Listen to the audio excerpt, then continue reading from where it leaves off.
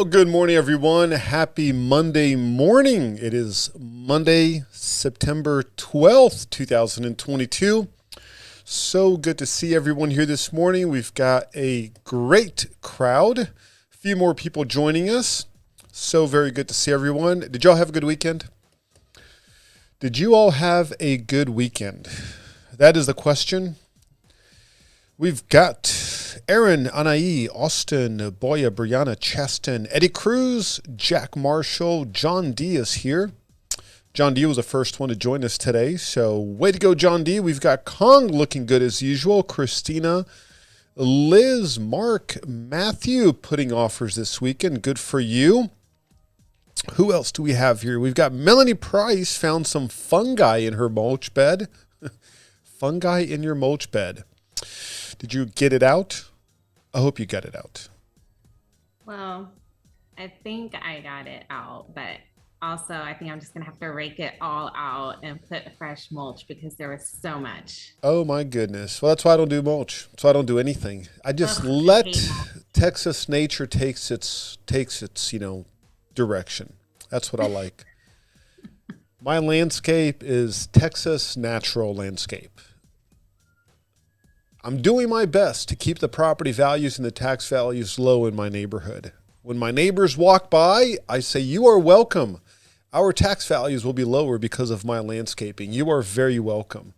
That's my goal. Well, I'm sorry to hear that, Melanie, that you're going to have to redo that. Kong, we're celebrating mother-in-law, pastor, citizenship. That is awesome. That is so cool. Way to go. That is so awesome. That's fantastic. That is worth celebrating right there. I don't know that I would be able to pass. This was quite an event because she doesn't speak English. She had to memorize the 100 questions and the 100 answers. Wow. And when she was asked the question, she had to figure out what they were and give the appropriate response. But she doesn't speak English, so she just memorized the English words. That is amazing. That is incredible. I think the citizenship test should be given every 2 years to everyone. I couldn't. Every 2 years. I wouldn't be able to pass it. There's no way. There's absolutely no way that I would pass it. That is way to go. Please extend our congratulations. That is all. When is she going to be kind of sworn in? On the 20th, we'll go to San Antonio and there'll be a swearing in ceremony. That is so exciting. Please extend our congratulations and our admiration for her doing that. That's awesome. Yeah, thank you. Yeah, that is fantastic. Well, we've got quite a few more people here joining us. It is 10:06, so we've got the stragglers here joining us. Well, if I didn't mention your name, it is so good to have you all here.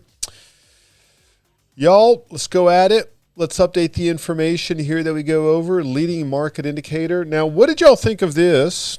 I'm sure y'all have seen this before. I love this graph. This is the Wall Street cheat sheet, psychology of a market cycle.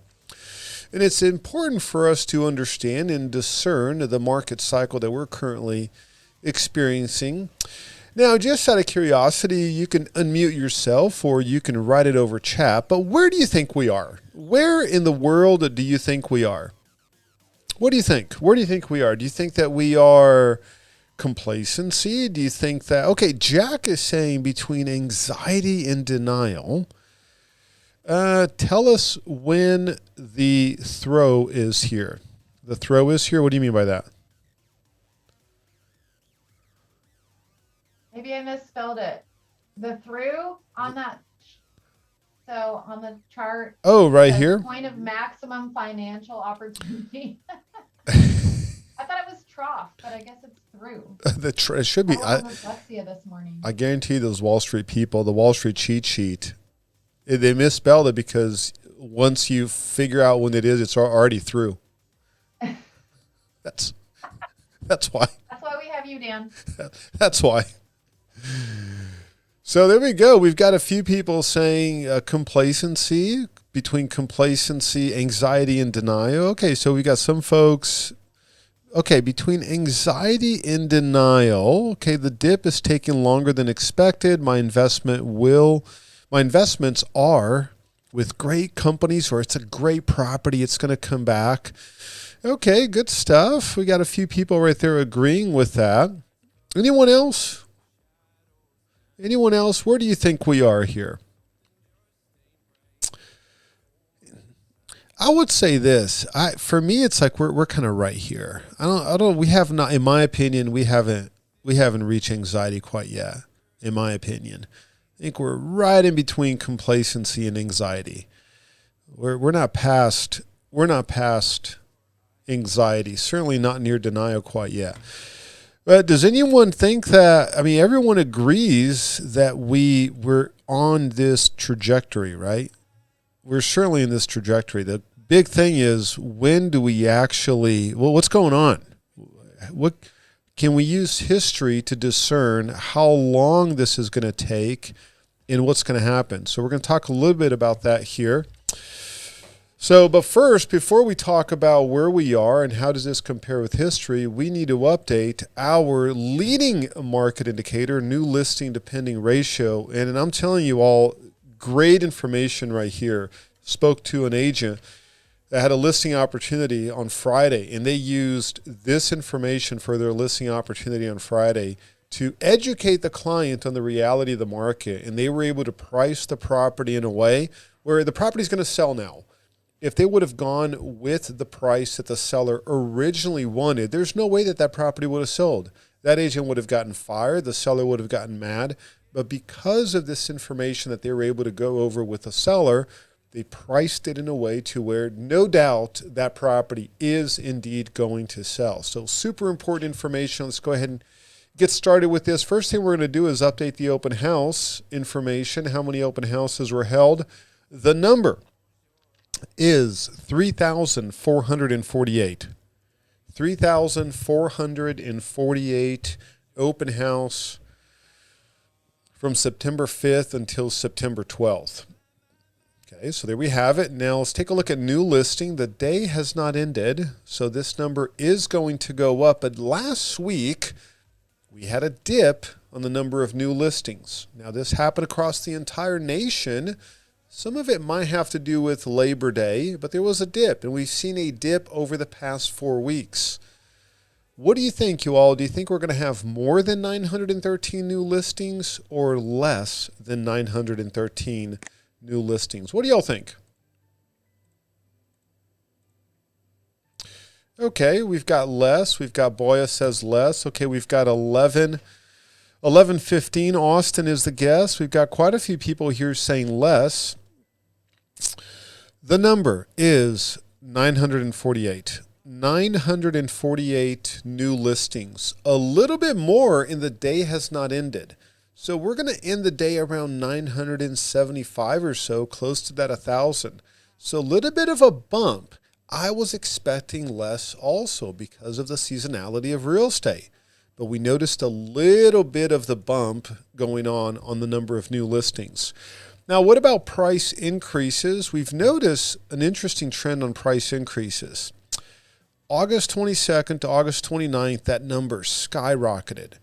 So we were going down in the number of price increases. We hit 113, and then it started going up, and then hit down again. Then it started going up, went all the way back down to 129, and then it skyrocketed to 269. Then last week at 131, what do y'all think? Do you think builders are still playing that crazy nonsense game of increasing prices by $1, $10? Do you think that number is going to be more than 131 or less than 131? I'm not noticing a lot of price increases, and y'all, that number came in at 64. You got it, Kong. 64 price increases. We have not seen that number. Let's see, 64. Let's keep on going. Yeah, we haven't seen that number in at least 2 years. Now, what about price decreases? What do y'all think? Price decreases. I'll go ahead and give you the number. 1,675. Now look at this ratio. 96% ratio. So even though that number, 1,675, dropped from the previous week, and it dropped from 2 weeks ago. 2 weeks ago or 3 weeks ago was a record high of 2,130 price drops. That ratio was 92% because we had 190 price increases. Now with 64 price increases and 1,675 price decreases, that ratio is a staggering 96%. I'd say the reason why that number dropped, agents are pricing their listings better on the front end. And I'm also noticing that the price drops are getting larger and further apart. So instead of that 5% on the front end with some incremental 1% price drops, we're noticing 7.5%, even 10% price drop on the front end, and then they're waiting a month. As a matter of fact, let me show you something here really quick. Team price, insight, we're going to go to insight. We're going to go to type of market, zip code. Let me go ahead and increase this a little bit so you can see the entire screen, and let's focus right here. This is brand new, just published this about 30 minutes ago. Take a look at the 78701 zip code. 89 active listings. 37 of those have had a price drop, which means 41.6% of the active listings have had a price drop. Look at the average price drop and let that sink in. It's $250,000. The average price drop is 8%. So we're noticing very large price drops on the front end. Some of these are incremental, but we're noticing a listing comes on the market, and then within 14 days, 21 days, 7% price drop. So agents are, same thing with sellers. They're pricing it accordingly. Now, let's take a look at back on the market, see what's going on there. Back on the market, Melanie said, is that from the original? That is correct, from the original, exactly. Back on the market, we're looking at 215 back on the market. So that is 23%. That number's coming down. It's gone down over the past 3 weeks. And then active under contract. I will give you this number, but I want you to guess the pending. Active under contract, 398. That's 100 less than last week. Now, what about pending, you all? What do you think? This is where you get to guess. Last week was 372. Do you think it's under 300? What do y'all think? How many pending? What do y'all think? Under 300? Melanie says yes, under 300. Let's get about 3 guesses here. Let's get 3 guesses going. 150, 295, 301, 295, 285, 350, 345. The number is... Boy, is the closest one. The number is 210. 210. That puts the ratio at 0.52. The ratio for the previous week, 0.74. That's not going to change much over the next 3 to 4 weeks. It'll go up a little bit. I've already updated the information this morning to save y'all time. So let's take a look at the comparison. Let me increase this a little bit. The week of September 5th, 2022 to September 12th, 2022 versus September 6th, 2021 to September 13th, 2021, we've had 171 less listings. So the idea that more listings are coming on the market this year as opposed to last year is not accurate. We had more listings come on the market this same time last year than this year. And that trend has been that way since the first week of August. Sellers are holding back. As a percentage, we've had 15.3% less listings this past week than the same week last year. Sellers are holding back. Take a look at the price increases. We're down 66 compared to the previous year. But look at the price increases were down. Look at the price decreases. We're up 1,054. We've had 22,812 more price drops this year than last year. 22,812 more price drops this year than last year. We've had 611 more back on the market this year than last year because the comparison goes all the way to the beginning of the year. So this is a accurate, true comparison. Look at the active under contract. We've had 352 less active under contract this past week than the same week last year, 481 less pending.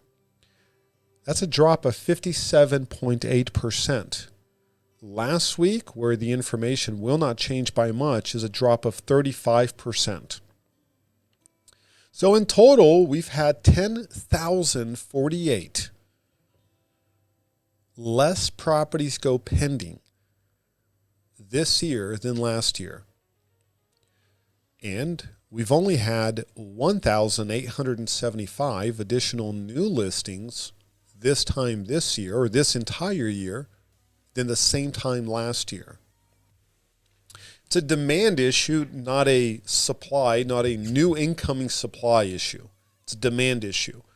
The incoming supply is not that much different at all, actually. It's incredible. And the incoming supply is dropping. Look at these. So we've had, just in the past 5 weeks, 571 less new listings entered the market compared to the same period last year. 571.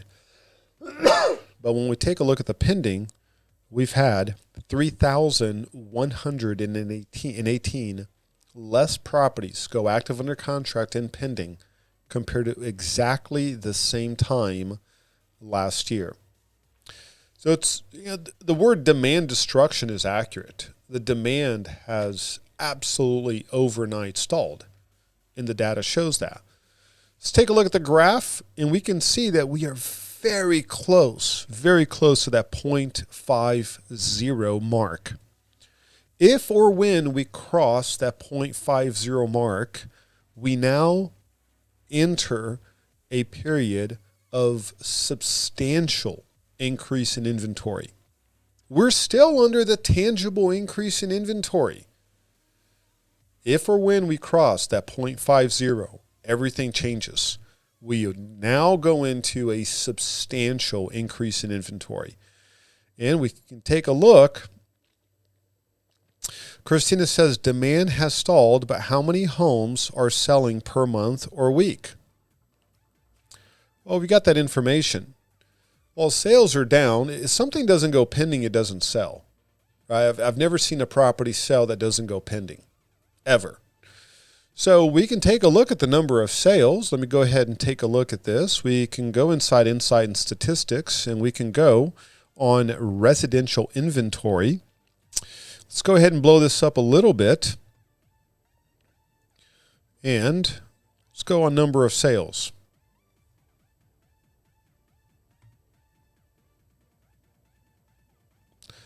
New listings, number of sales.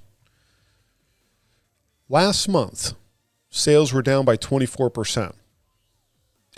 You can track this. If pendings are down by 30%, so sales were down by 24%. And let's take a look at pendings for the month of July. Let's go here, pendings for the month of July. So here's June, July, and look at this. Pendings were down by 20, 30%. And therefore sales were down by 20 to 30%. So May pendings become what? Become June, July sales. So when you go to May pendings were down by an average of 22.9%. Those were May pendings. Well, let's take a look at June sales.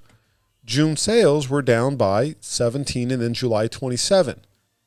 Because obviously the months overlap. A property will go pending May 20th, but might close July 5th. That's why the pendings are going to be leading indicators to the sold information. That's why we can say with a great degree of confidence that when pendings are down by 30 to 50%, average 39%, that means sales are going to be down by 30% also. Does that answer your question, Christina? It does, but I think sometimes when I attend these meetings, I feel like the sky is falling. But then if you look like, 3,000 homes still sold or 2,500 homes still sold, a couple of those could have been my deals. That's all. I just like, I want to look at like, okay, I definitely see and feel that demand is stopping, but like we still have a chance to go out and make some money. Oh, without a doubt. I mean, we've got, I'd say at least 20% of agents will have the single best year in real estate. Absolutely, without a doubt. See, the point of this isn't to, by no means, it's not to, oh my goodness, you're not going to make it in real estate. If that's your takeaway from this meeting, then that's certainly not the intention. It's actually quite the opposite. It's to, as you're going on listing presentations and even talking to buyers, your buyers are coming across this information. I think the wrong approach is to kind of everything is great. It's, hey, let's just look at the information and call it for what it is. So when buyers and sellers say, hey, is activity dropping? Yeah, it is. Absolutely it is.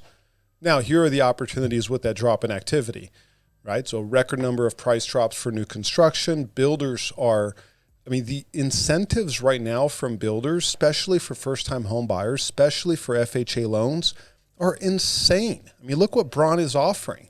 $100,000 price drop, $30,000 contribution towards a combination of design center, closing cost assistance, or rate buy down. You can buy down your rate to 4%, whether it's a 2-1 buy down, 3-2-1 buy down, or just a straight up drop in interest rate.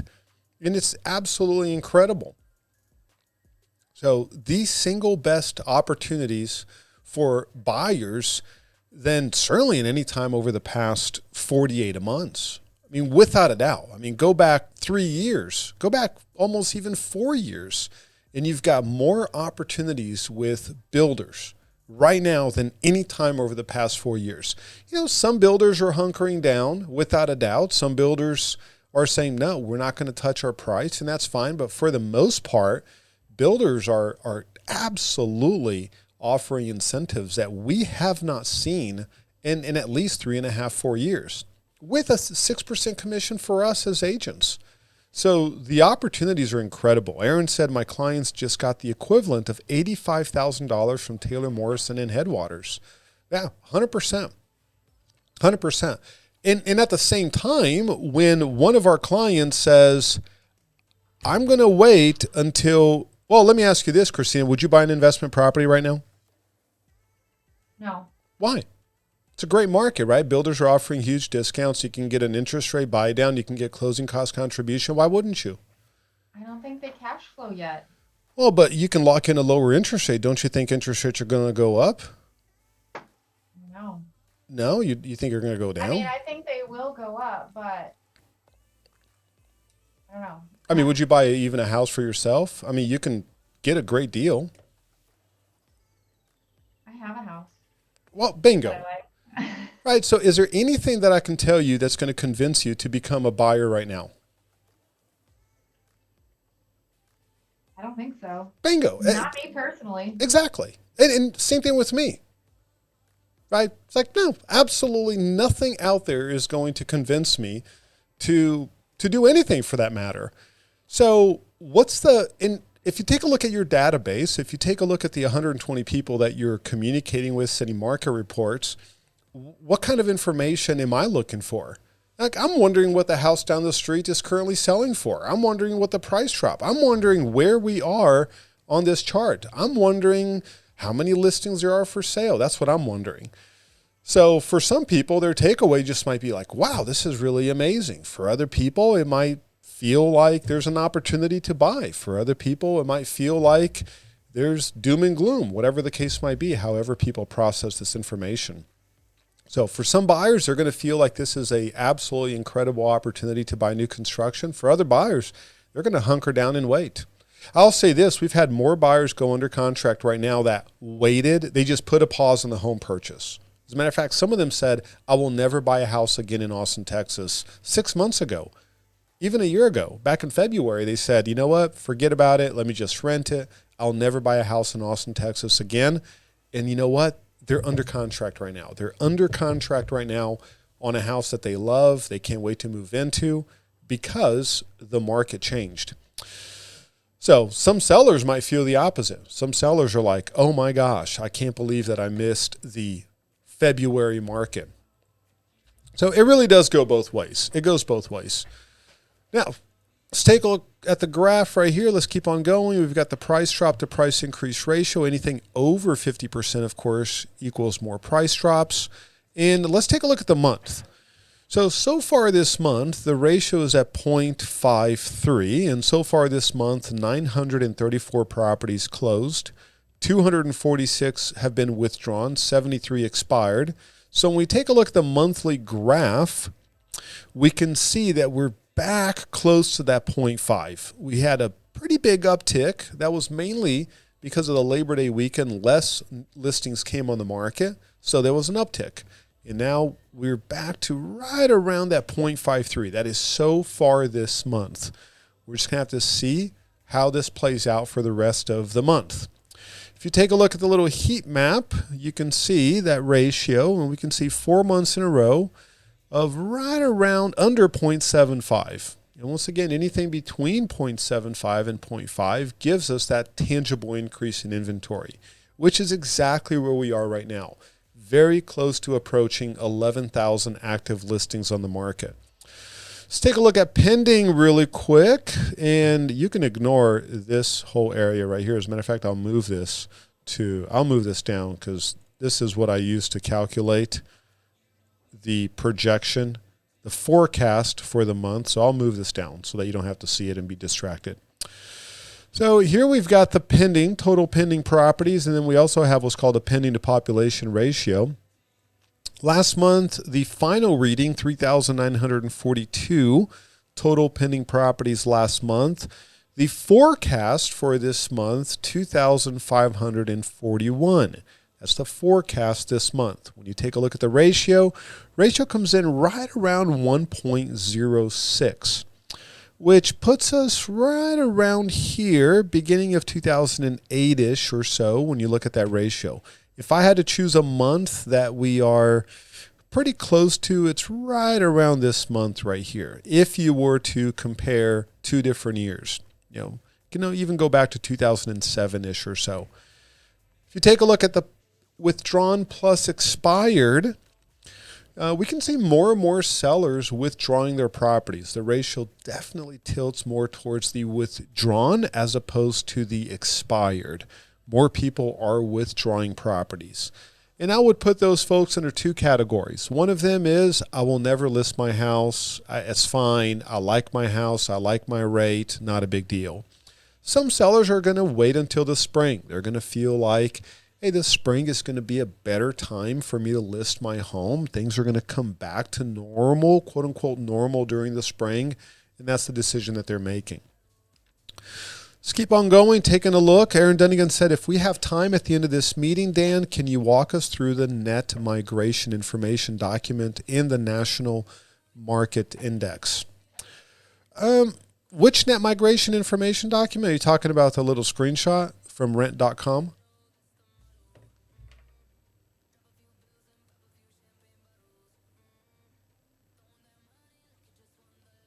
Are you talking about that article from rent.com?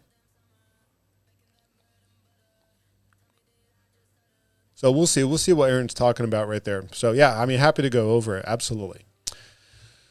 Now, let me show you the leasing side of things. So this information, we started updating this information here toward last week, and this is on the leasing side. And we can say, and this is the latest and greatest. So August, that ratio went down to 0.76. So far in September, that ratio is at 0.58. So with that ratio now being under 0.75, we'll see how this plays out for the rest of the month and for the rest of the quarter, for that matter. But we can say we have to be very cautious with the leasing side right now.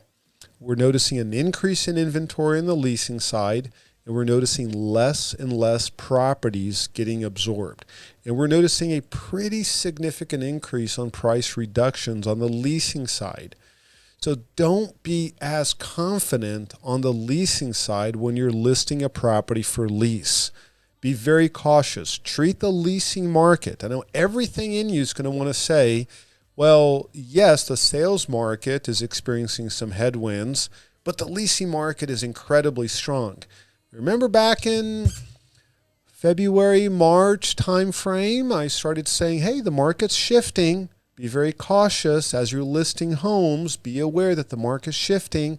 Come April, I said, hey, the market's no longer shifting. We're now in correction territory, and we're still in correction territory. And it's fine. It's just like temperature outside. Some days it's 100 degrees, and soon it's going to be 30. That's all this is. It's just what's the temperature outside, right? So on the leasing side, I am now talking about the leasing side the way that I spoke about the sales side back in February, March. I'm saying be very cautious when you list a property for lease. Don't be surprised if you look at comps for lease and you list a property based on comps and you list it for whatever, $2,650, because that's what things were leasing for 30 days ago, 60 days ago, 90 days ago. Don't be surprised if all of a sudden it just sits there and then you've got to adjust the price.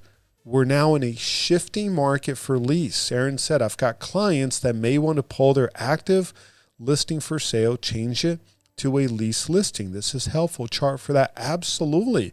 And y'all take a look at the number of price drops for lease. Look at this. Last month, 2,431 lease properties had a price drop. 2,431. So far this month, 811. Now, y'all, I want to say this in addition to everything that I've said. I want to say this. There is nothing better than having product to sell. There is absolutely nothing better than having product to sell. Right now, we've got product to sell. See, in the past, it was, oh my gosh, I've got 20 buyers, but I've got nothing to sell them. You know, they can't afford to go $100,000 over list price. I've got absolutely nothing to sell them. So, boy, talk about challenge. Right? Bunch of buyers, nothing to sell them. I would rather have 5 buyers with 11,000 listings versus 20 buyers with 2,000 listings. I would rather have 5 buyers with 11,000 listings than 20 buyers with 2,000 listings. So everything that we're seeing in the market with it shifting towards more inventory, it's actually pretty phenomenal. And if you're approaching a listing with this information where you can educate your client and show your client what's happening, and you price your listing in a way where it actually sells, it's a win-win across the board. Now, the only thing that you have to do is stack your pipeline, because some of the buyers that 6 months ago said, I'm out of the market, I'm just going to wait until the market shifts, they're not going to do anything. You have no idea who's going to buy and who's going to sell over the next 2 years. You just need as many people in your database and your pipeline as possible, because you will not know who's going to buy and who's going to sell. Boya said, what is the reason behind the price drop on leases? Demand. Yeah, demand has dropped. Yeah, demand has dropped. We've got 54,000 permits were approved over the past 12 months, Boya. And now, according to rent.com, and we can go ahead and just even pull that up here. According to rent.com, we've got less people not only moving to the area, but now we have folks actually leaving the area. We've got folks moving away from the area. Here's the Migration Nation second quarter 2022. And we can see, scroll all the way down, metro areas with the highest outbound delta. Metros with the lowest lead delta numbers include Charlotte, 32.9%, St. Louis, 32.47%, Chicago, 32.04%, Atlanta, 29.62%, Austin also made the list at number 4 with a lead delta of 23.15%. Renters in this Texas city also saw the average cost of one bedroom increase by 108.2% since last June. That's the largest increase in the nation. I mean, just let that sink in. Renters in this Texas city saw the average cost of a one bedroom increase by 108.2%. Now, we've had 5 families this past year leave Austin. I'd say 3 out of the 5 were fairly close friends. And they left. One of them, 2 of them moved back to New York. One of them moved to Colorado. So 2 New York, 1 Colorado. One of them moved to Ohio. And another one moved to the Dallas area. So, Jeff, you've got a comment. Please go for it. Yeah, so that says that's a negative 29% total. That means adding up the ins and outs and the difference is that's percentage. But that's also, if you phrase it another way, it's basically for every one person moving to Austin, 2 people are leaving, just about, is what it looks like on the math. Yeah, it's exactly it, because you've got, 49,000 out, 26,000 in. It's exactly just under it. So just under 2, yeah. That's exactly it. Yeah. And that's just in the past 3 months. That's just in the past 3 months. And my point, you all, if you don't know this about me, you're certainly going to learn, is I've been using rent.com data for 10 years. They're highly reliable. And we used rent.com data when the data was amazing. And look at this, we're number 1, we're awesome. I'm just going to be consistent, right? So we trusted this information when the data painted this area as being one of the top migration centers as far as inbound migrations. Well, so are we not going to trust the data when it's not? Oliver said their numbers are inconsistent from paragraph and table. Where?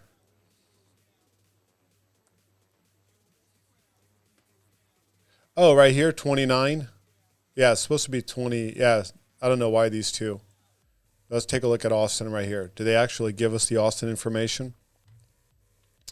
And let's take a look at the actual drop-down menu, and let's select Austin, see what's going on there. Austin, and where are people moving to? We've got Arizona, 1.73. We've got Dallas, 4.05. Waco, 6.5. San Antonio, 12.5. Corpus, 4.8. Brownsville, 2.9. We've got Atlanta. We've got Newport, and we've got New York. So there we have it. So pretty interesting, very interesting. So let me go ahead and just put this link here for you all. And there we have it. Now, let's keep on talking about the sold information. Here's some updated information that I went ahead and wanted to present to you all. I worked on this weekend. Yeah, Kong said many are moving within Texas. Yeah, you're absolutely, it's without a doubt, especially Brownsville area, Waco, Dallas area. Yeah, without a doubt. I mean, cheaper areas, right? So here's some new information for you all, because Christina, you asked about sold information, and we absolutely have to keep very close eye on the sold information to see how the pending data is affecting the sold data. And here we've got the total number of residential properties that sold. This is going to be the 6-county area. So this is all going to be the 6-county area. The month-over-month difference, percentage difference. Okay, so we've got the month-over-month number difference, month-over-month percentage difference. We've got the year-over-year difference and the year-over-year percentage difference. And then we've got the average sold price, the month-over-month difference, the month-over-month percentage, the year-over-year difference, and the year-over-year percentage. So the average sold price for last month was $633,199. This is for the 6-county area. That is a drop of 1.7% compared to the month before. But some of this could, just seasonal drop. Take a look at this. This was last year. This dropped 23,007 and then 1, and then it went back up. And we've got August. Yeah, take a look at August 2022, right? So we've got August 2022, 2,826, while August 2021, 3,811. So it's actually down by 985, David. So year over year, it's down by 985. See the difference? So the sales are down by 25.8% in the 6-county area year over year. That's just for August. So let me show you this. This right here is the year over year increase. And we can see that the highest year over year increase, look at that, 44.3%. So May of 2021, we saw a year over year increase of a staggering 44%. Isn't that amazing? Now, this black little rectangle area, that area is this area. So let me break this down a little bit here for you. And you can ignore this data right here on the right-hand side. None of this is going to show up when I print this as a PDF. So this is where we have to have a long-term approach to real estate. The last recession was this gray area, right? So if you look at the 2008 recession was from December 2007 until June 2009. That was the last recession, December 2007 to June 2009. Okay, and we can see the month over month drop in real estate prices. So this area, let me go ahead and just get this. This area right here is this entire graph. That's this graph. So let me break down this graph.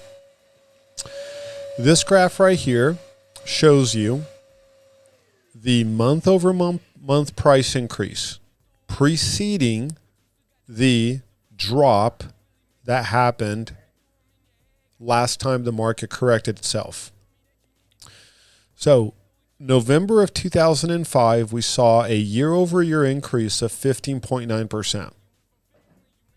Okay, so prices peaked August 1st of 2007 at $256,429. And then prices bottomed out at $225,946. And we saw that we entered a period where the month over month price increase was just on the negative side, which is normal part of a correction. Prices go up, prices go down. That's just what we're experiencing, normal correction. Now, prices went down, but by 2010, we were already seeing prices starting to recover, right? So just normal correction. Michael said, is it mainly the cost of living that is affecting migration, in your opinion, or are some cities just offering more job opportunities? At 100% cost of living. 100%. It's just too expensive to live in Austin for what the incomes, what the income levels are. Way too expensive. Now, 100% to do with cost of living. So real estate's too expensive. Bottom line. Yeah. So now, let's take a look at where we are now. So here, the blue line is the average sold price, and the green bar is the year-over-year percentage change. So May 2021, we had a 44.3% year-over-year percentage price increase, which is absolutely astronomical. It's just amazing. So we can see that we peaked May 2021, and now we're just heading down. So the question is, when are we going to start seeing some negative marks just like we saw last time? You see, very similar, right? So we peaked, then we went down, then we went back up. Normal cycles. Normal cycles. David said, keep on hearing a significant number of people are leaving the area because blue states no longer have strict COVID restrictions. It's interesting you bring that up, David. Two of my friends that went back to New York, it's exactly why they went back. They're like, well, everything's back to normal, so we came here because of the restrictions, now we're going back. Yeah, they were like, yeah, we're going back. I mean, we just came here, and now that they're back to normal, we're going back. So without a doubt. So here we've got the month-over-month increase. So this is going to be the year-over-year increase, and this is the month-over-month increase. And we can see that we've had 3 consecutive months where the month-over-month increase now turned negative. So these 3 months, this is this. These are these 3 months right here, June, July, August. So the big unknown right now is, what's the runway on this? Is this going to continue to go negative? I would say that the likelihood of September, October, November, or even December turning positive, 1 out of those 4 months may turn positive, month over month. September, it's already looking like it's going to turn negative. So that's going to be 4 months where the month over month difference turns negative. So now let's take a look at some historical numbers. And this for me is fascinating. For you, it might be like, oh my gosh, can you please stop with this? But for me, this is fascinating. I love trends, and I love to see, okay, what is exactly happening on a month-to-month basis. So we can see that in the year 2007, the median, so we've got all the different months, price increase, did it drop or did it go up? Right? Plus or minus, so simple, super simple. Did the average price go up or down? And we can see in 2007, that August of 2007, the month-over-month price went up by 2.1%. And then it dropped, and then it dropped, it went up, and then drop, up, drop. And we can clearly see that 2008 was a correction market. So what I do is I take a look at the median, and I also take a look at the average. What's the median price increase or price drop? What's the average price increase or price drop? And then how many months did we have more price drops than more price increases? Now, there's a fascinating trend that you can gather from just cranking out this data, is that when this number, the number of months crosses 50%, then it shows you that the market is correcting. It's just a fact. You go back 20 years and just if you have more months where the month over month goes down, well then for the year, prices are going to go down. That's just a fact. It's very simple. Just take a neighborhood. If 12 out of 20 properties sell for less, well, then that whole neighborhood is going to sell for less. And we're 1 month away from having a number that's over 50%. So we're 1 month away. So when we look at previous market conditions from 2008 to 2011, we are at the start of this right now. We're at the start of this. Okay, so this is going to be higher than 50%. This is going to be very close to 2008, where we're going to have 7 of the 12 months are going to experience a price decrease as opposed to a price increase. I've got a few questions right here. We've got NAM, will the increased property taxes have an effect on these numbers, considering higher mortgage costs? Absolutely. Without a doubt, NAM, landlords are passing on their increase in taxes to their tenants. If the tenants cannot absorb that cost, then they're going to have to reduce the price, or the landlord's going to put their house on the market. For me, that ties in with the 3 phases of inventory increase that we're going to experience over the next 2 years. Phase number 1, new construction. We're seeing a record number of new construction hit the market. We're seeing builders offering substantial incentives for new construction properties. That's phase 1. Phase 2 is going to be your private investor.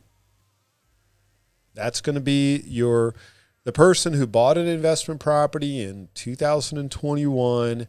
They didn't take tax increase into account. They didn't take market conditions into account. That is this person right here. I'm a genius. We're all going to be rich. That's that person. They bought simply because it was just everyone's doing it, so why not do it? They bought an investment property, new construction, and they maybe had positive cash flow with 25% down, but not taking into account the correct tax value. Or they bought a homestead property, a property that was 5 years old, and they didn't take into account a tax increase from $300,000 to $500,000. And their cash flow position has vanished. That's going to be the second wave. The smart ones will sell their properties now. The smart ones that cannot weather 2 years worth of negative cash flow to the tune of $400 negative, $500, $600, $700 negative a month. If they don't have that money saved up, they better sell their property right now. And we're noticing a dramatic increase in those listings. As a matter of fact, we've got the data to prove that. Let's go to residential inventory. Let's go to Insight. Let's go to active residential listings. And, oh no, actually it's going to be where is it? It's going to be, is it the new listing? Let me see if I can find that. Residential price. I'll have to find that one for you. Let's see, activity index. Let's see if it's activity index. I'll find that one for you, where it shows the list of properties or new construction, like the year built. I'll find that for you. It shows you the year built. Oh, perfect. Found it. Right here. Take a look at this. Out of all the active residential properties on the market, 25% are new construction. So we have more new construction properties on the market today than all properties were on the market in April. Right? We had 2,031 active residential properties on the market in April. All of it, everything, including new construction. Right now we have 2,743 only new construction. Now, take a look at the 2021, 20, and 19. So we have 1,000 new resale properties. 1,000. Well, who is selling those properties?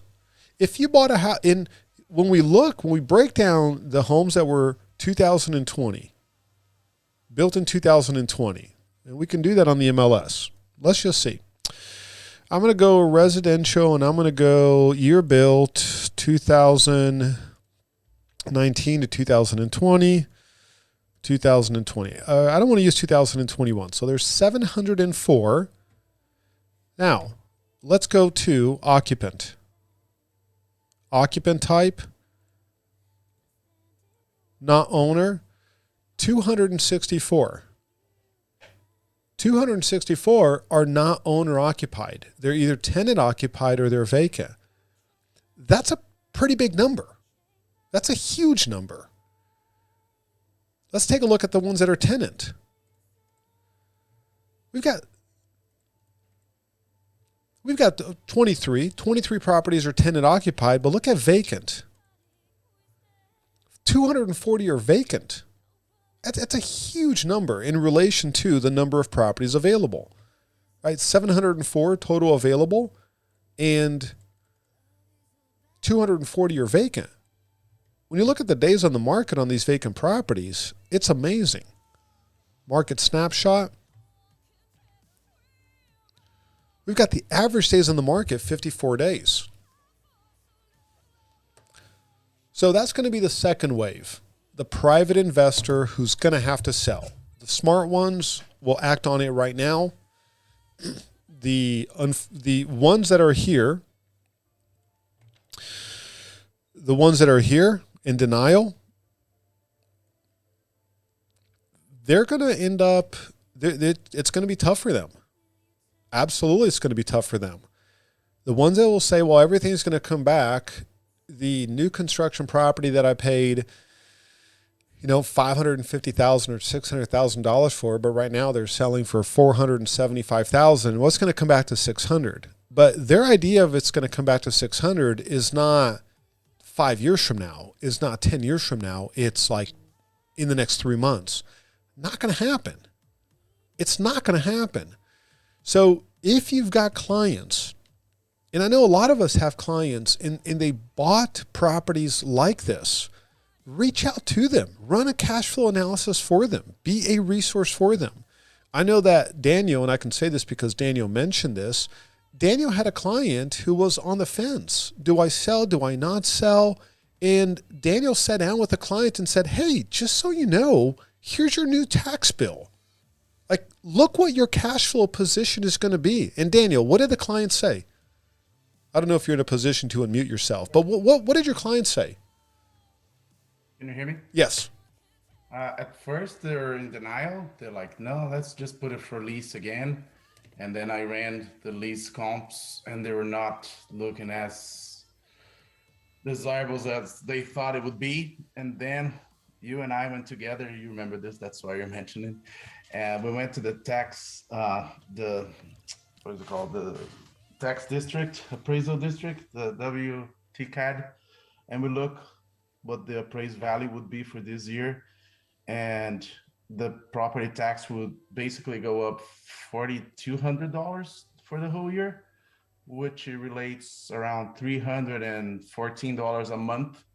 So I just print that and send it to them. And I say, look, basically your cash flow is going to be for $82 to minus 360. And that opened their eyes very big, and they decided to sell. Bingo. Bingo. And that's where, for me, I go in with, once again, it's an opportunity. Thank you, Daniel, by the way. Thank you. And congratulations on selling that property. But that's where Thank you. The opportunity for us is to use this information to educate our clients, because the clients who are, okay, great, now that I've got access to this information, I'm going to ride this out. Great, that's awesome. Write it out.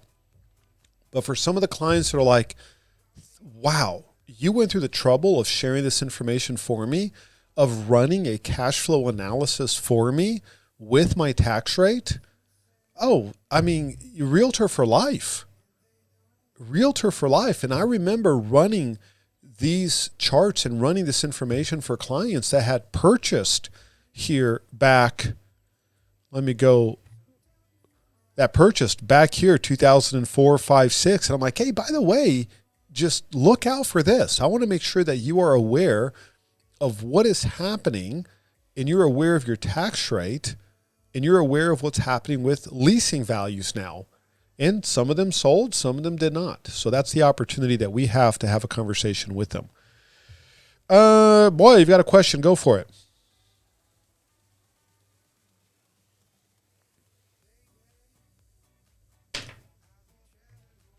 If you've got a question, let me know. Dan, on your chart, percentage plus minus, price up, price down. Am I right? Let's see. You're talking about, let's see. Which one are you talking about? The one 5 sliders away. When you're talking about 2008, 2009, and then 2020. You are comparing the last one more. Go down more. Okay. It's a chart. It's not a graphic. Yeah, so this just shows you the percentage month over month decrease or increase in price. So the number, okay, for example, the number how do you get this number? So you use the number or the number of a price drop minus the price drop. Price up minus the price drop. That's correct. You get the number over the total number of a price up and price down, right? Oh, no. This is just the sales price, right? So this is a property from 100,000 to 95,000, drop 5,000, that's 5%. That's just the average sales price. Okay. And then the next slider, I think is after this one. No, there's nothing after this one. Okay, maybe before this one. This one? But anyway, yeah, right here. So at the bottom you have the very first number in pink, 67%. Okay, how? Yeah. Go. It's red. Yeah, go back. Go to your. Yeah. Okay. How do you get this number? Yeah, that's just the number of months, right? So how many months did we have a price decrease as opposed to a price increase? How many months? That's it. Wait. That's that simple. Yeah, so here we had 8 months with a price drop and 4 months with a price increase. So 8 over 12. Correct. Okay. That's exactly it. Okay. Thank you. Yeah, and it's, I think the fascinating thing is when, obviously, it makes sense, right? When you've got more months with a price increase as opposed to a price decrease, then what do you have? Well, you have an appreciating market. You have more of a seller's market. When you start shifting to where month over month over month, you start seeing price drop that accumulates on top of each other because it's a compound price drop. So you take a look at all these months right here. 1, 2, 7, 4, 1, 4.1. These compound on top of each other. So if you start with $100,000 and you go minus 1%, that's 99. Minus 0.2%, well, that's on top of 99. So the speed in which prices go down it's the same thing as the speed in which prices go up. So you've got this crazy, amazing market that we just experienced. Well, it's $100,000 if that's the baseline and you have a 10% appreciation, that's 110. Well, then the 8.8 is on top of 110. So it's just a very simple way to look at when was the last time we crossed that 50% mark and what happened that year. So it's that simple. Good question. Very good question. So let's take a look at what's going to happen this week. Let's take a look at the bond market. We can see the bond market is down by 0.7. We're at 3.308, down by 0.7. We're very close to a repricing level. Rates are going to be pretty crazy between now and Wednesday, Thursday time frame. Everyone is wanting to see what inflation is going to be like, what the inflation number is going to be like. So let's take a look at the economic calendar. We've got the 3-year note. That auction came in way higher than expected at 3.564. 6-month note higher than expected at 3.465. Daniel said Scott sent his rate sheet at 6%. There you have it. In 52 minutes, we're going to have the 10-year bond auction. Previous was 2.75. It's going to be interesting to see what that comes out to. But tomorrow we've got inflation numbers. Core CPI, we've got the Investor Business Daily Economic Optimism, then we've got the leading indicator, Producer Price Index, and then we've got retail sales, jobless claims, manufacturing information, and then Friday we've got consumer sentiment. So huge week this week for economic data. The CPI year over year, the expectation, the forecast is 8.1%. I think it's going to come in less than that. Personally, I think it's going to come in, I want to say 7.9%. I'm going to go on record as guessing 7.9%. That's what I'm going to say. I think it's going to come in less than 8.1 personally.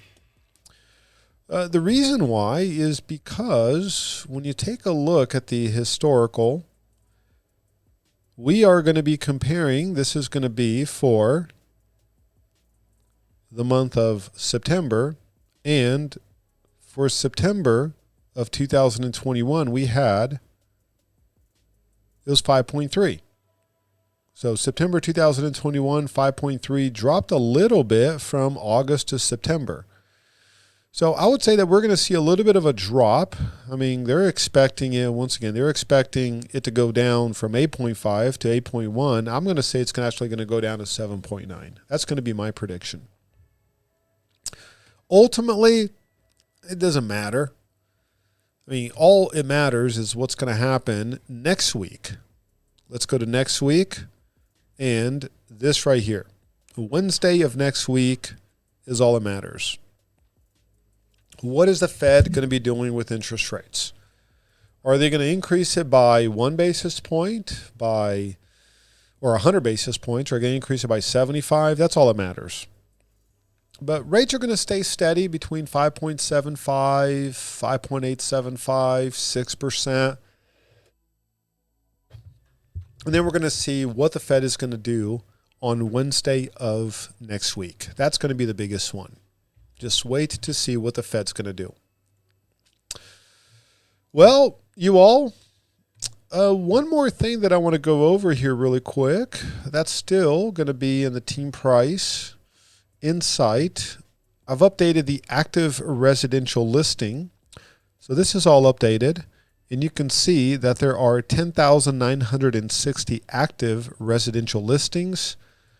When we take a look at cities,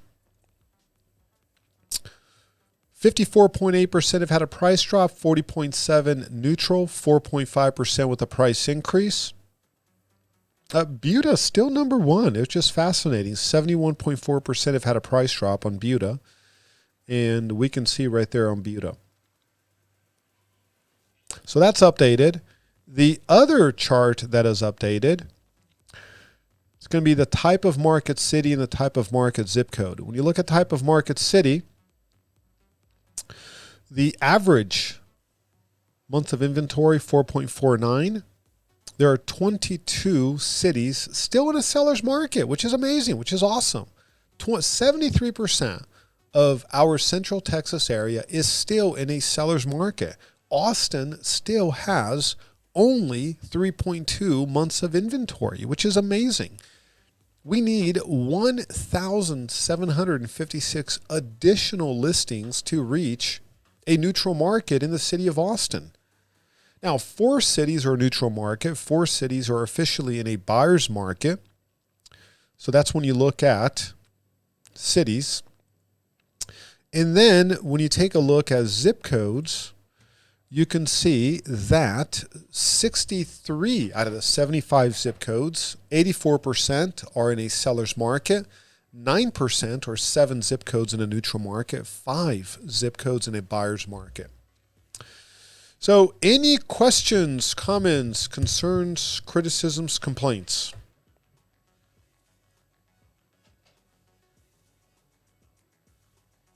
Any questions? Let me see if I have Josh's rate sheet.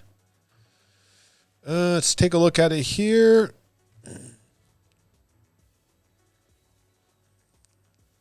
Boya, you've got a question. Please go for it. Dan, do you think this recession will last as long as the last one? Because the last time it lasted from 2008 all the way to the end of 2010. So that's 3 years. Yeah. No. 7, 8, 9, 10. 4 years. Do you think ours in Austin market will last 4 years? No, I don't. I think it's going to be shorter, and I think it's going to be steeper. I think it's going to be shorter and steeper.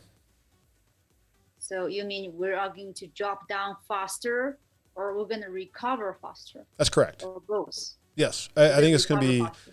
Yeah, absolutely. It's going to be very steep. Very steep steep. and then jump back very fast. Yes, it's going to fall fast, extremely fast.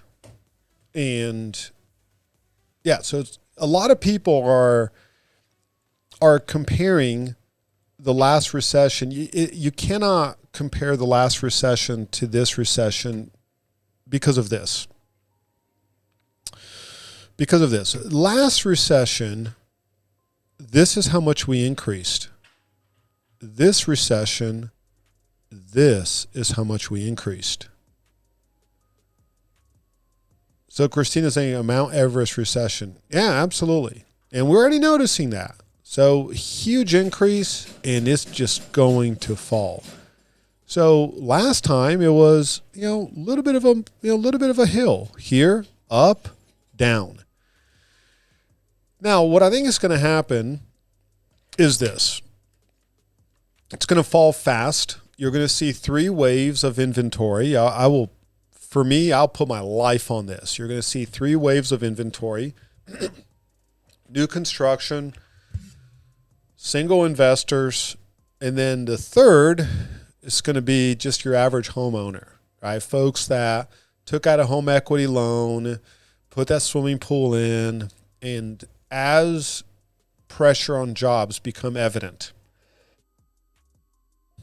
and I think they will, as pressure on jobs become evident, you're going to have people that are going to face foreclosure. No doubt. No doubt about that. And that's going to be the third wave. And you're going to see some institutional investors liquidate properties. And the reason why I'd say that the inventory is going to be absorbed a lot faster is, number one, is that banks are going to do a really good job. Instead of flooding the market with homes, they're just going to sprinkle the market with homes. They learned a lot from last time. They're not going to do the same thing they did last time. But you're also going to have banks that are going to be selling a ton of distressed homes to institutional investors. And the institutional investors, whether it's Invitation Homes, that, for full disclosure, I am a stockholder in Invitation Homes. I have not sold my stock on Invitation Homes. I don't even know what it is right now. What is it? Let me take a look at it here really quick. They're probably losing money right now, but for me, it's fine. So here it goes at $40. And yeah, so they're 10% down year over year. They're 1% down for 1 year. They're still up 78%. So I'm going to hold steady with them. I'm not going to sell any positions that I have in Invitation Homes. I'm not going to short them. I think they're going to be very well positioned moving forward. They're going to be able to buy a lot of properties at a discounted rate moving forward. So I'm still bullish on them. I'm could be wrong, could be totally wrong, but I'm still holding steady on Invitation Homes. I'm fine with them. But you're going to have companies that are going to come in, whether it's BlackRock or Invitation Homes, that are going to snatch a lot of properties. I'm convinced of that. So that's why the inventory is not going to reach the general population like it did last time. Does that make sense? But in the meantime, they're holding steady. So when you see headlines of BlackRock no longer purchasing homes, well, yeah, of course they're not purchasing homes because they know what's going on. As a matter of fact, Melanie Price sent me a message. Let me go ahead and pull this up. She sent me a text message. Remember that subdivision that was a renter-only subdivision? Meadows of Mustang Creek. Remember that? It was a renters-only subdivision. They were just building it just for it to be renters. Well, not anymore. Well, why are they doing that? Well, it's because everyone knows that the market's correcting. Like, if someone says, well, no, it's not, I mean, they're just insane. They're either ignorant beyond belief, or they're being deceptive for personal gain, trying to convince people otherwise. And I don't see the point of either way. But so there we have it. So now it's going to be a full sales neighborhood. Melanie, what's up? I was going to add to that. So it turned out, I think D.R. Horton was going to, like, their building, they were going to hold them and rent them. And because their bottom line is dropping so much right now from all the canceled contracts, they need to increase their bottom line. So that's what they're selling. Yeah, they need to increase their bottom line. There you have it. And I also think that they realize that the pressure on the rental market is going to become evident. And I mean, let me show you some of the price drops. I'm going to go lease, residential lease. Price decrease over the past 7 days, 561. Let's take a look at inventory. Export.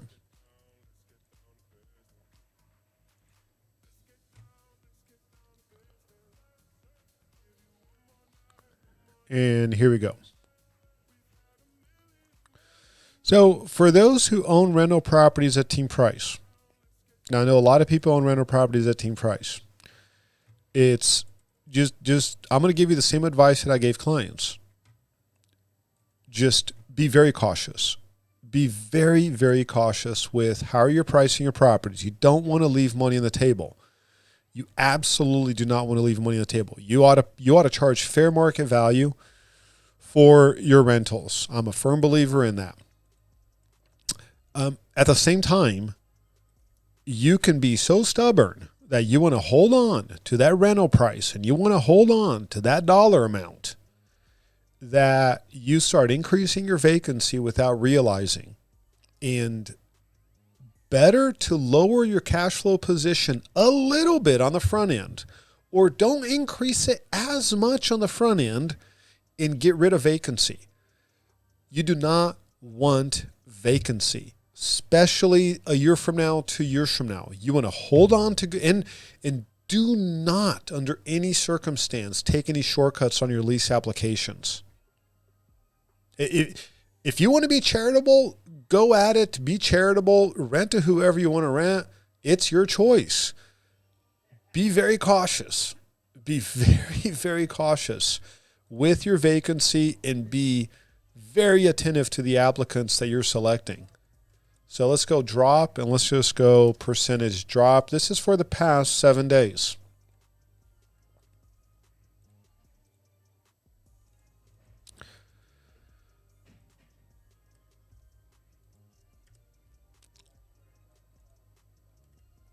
All right, let's go to percentage.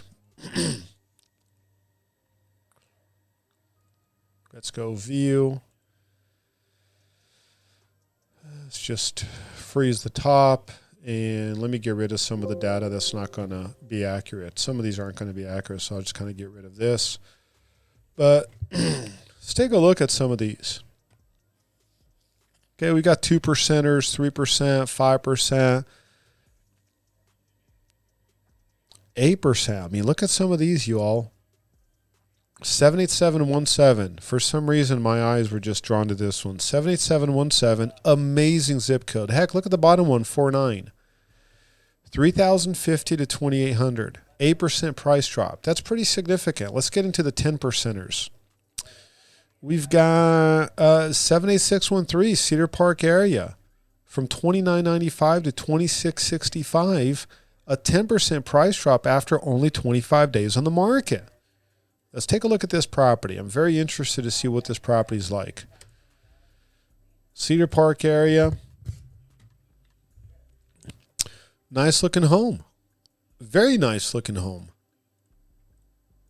All right, what's going on here? This is in Bella Vista, $26.95. Was originally in the market for $29.95. It's now at $26.95. In Bella Vista. Let's take a look at Bella Vista really quick. And there are 2 properties on the market. So we've got 0.94 a foot. And look at this. This is fascinating. Look what leased. This doesn't even count because this is, what is going on with this one? 6-car garage? What in the world? Is this accurate? 6-car garage? That's not accurate. That's a beautiful house. I mean, gorgeous. Absolutely gorgeous. Maybe it is a 6-car garage. That's a stunning house right there. I mean, the fact that they got this much money for this house is incredible. Listed for $5,300, leased for $6,000. Isn't that amazing? Leased for $6,000. So here we've got a property, $1.39 a foot, $1.37 a foot. And then you've got 2 active at 94 a foot and 89 a foot.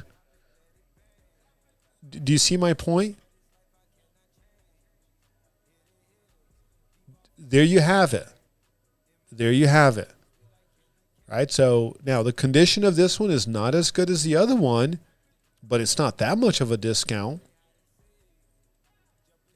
All right, so big difference. They could have done a better job with pictures. I'll say that much. But we're noticing a lot of headwinds on the leasing market.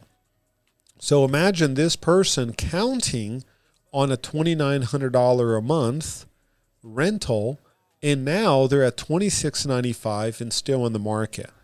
All of a sudden, this is going to lease at what, $2,500 for a 2,875 square foot home in Cedar Park? So things have absolutely changed. So now we need to look at permits and see, well, what do we have in store moving forward? And we have all of these permits. We have 31,057 permits were issued so far this year. Last year, we had 51,372 permits issued.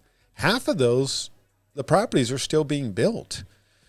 So we've got 50,000 properties coming on the market in the next 12 months.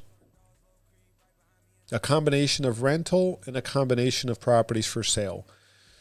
So then Aaron asked me to go over really quick the National Home Market Index adjusted for inflation. So what question do you have on this, Aaron? So it's in relation to, I'm having a conversation, and we spoke about this briefly, Dan.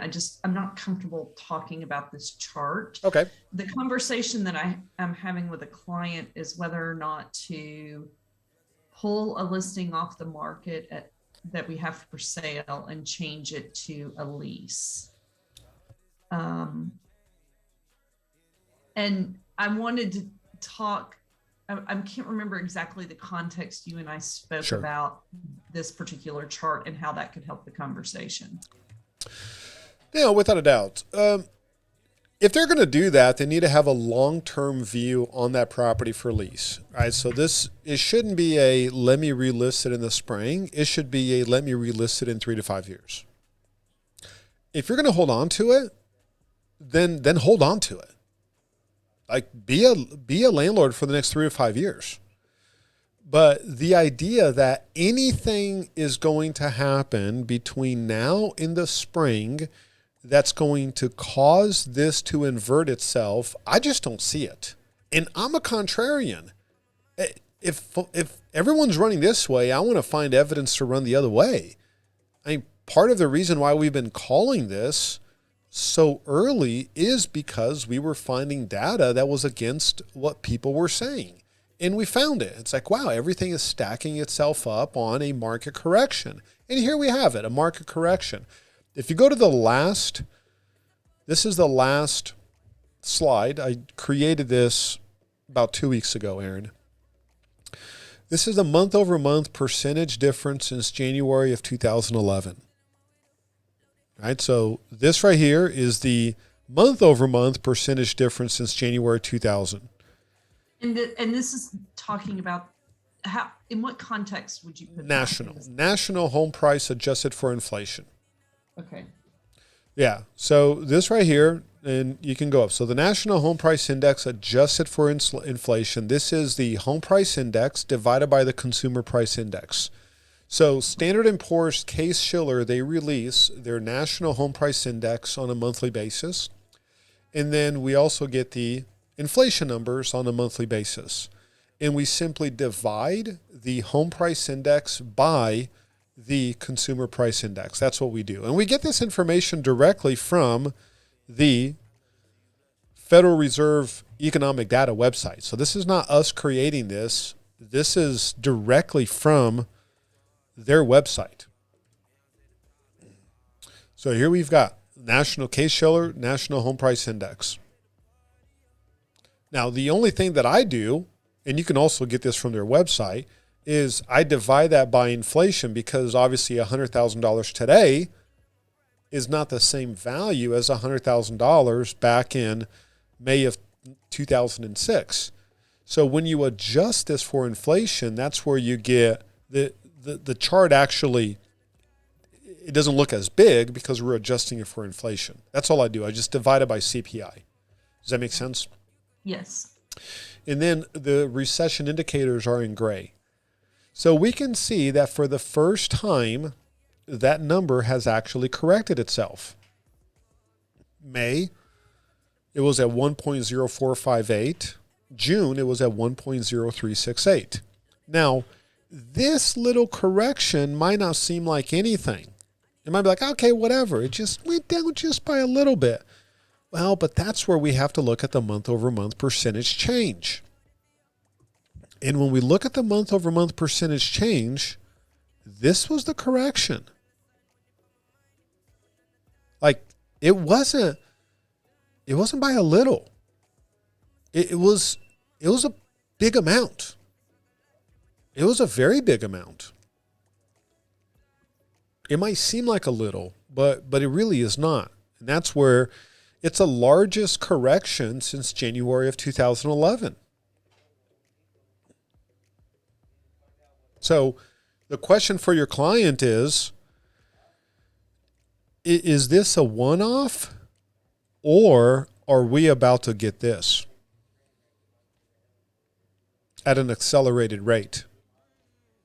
Oh, my answer is we're about to get this at an accelerated rate. And when I say accelerated, like twice as fast. Twice as fast. Because the equity grew by twice as fast. That's why. And you can use this to show your client that. You can say, this was the appreciation that we saw back then. This is the appreciation that we saw now. So if they're going to hold on to it, yeah, prices will come back. No doubt about that. I mean, no doubt. But we're in a correction. So does that help?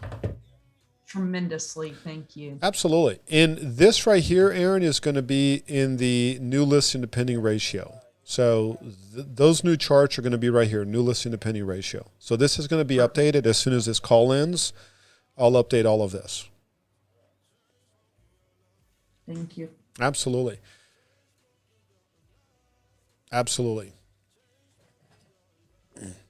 And it is 11:30, you all. It is 11:30. And I really want you all to walk out of this. I want to be a realist.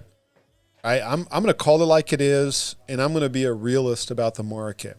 The worst thing that you can do for your business is to walk into this ignoring the reality that we're in a market correction.